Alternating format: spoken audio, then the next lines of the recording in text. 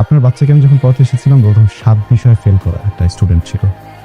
Board এক্সামের পরে এই একই স্টুডেন্ট একটা বিষয়ও ফেল করেনি, উত্তীর্ণ হয়েছে নিজে নিজে পরীক্ষা দিয়ে। আপনারা হুমড়ি খেয়ে পড়লেন কেন এ প্লাস পেল না? কেউ কি একটাবার জিজ্ঞেস করেছেন 7 বিষয় ফেল করা স্টুডেন্টটা কিভাবে এ মাইনাস পেল, কিভাবে পাস করলো, প্রত্যেকটা সাবজেক্টে কিভাবে পাস করলো, কেন পাস করলো? হ্যাঁ, আপনার আপন সন্তানের প্রাপ্তিটা আপনার চোখে পড়লো না কেন?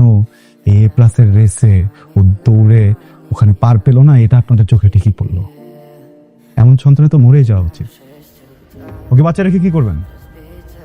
আপনার বাচ্চা এ প্লাস পায়নি, এটা নিয়ে যদি সোসাইটির মানুষও ওকে 5টা বাজে কথা বলে, আমি লিখে দিতে পারবো, আপনারা কেউ প্রোটেস্ট করবেন না, আপনারা বলবেন ঠিকই বলেছেন। কেন আপনার সন্তানকে কেন আরেকজন কথা বলবে? ও তো উত্তীর্ণ।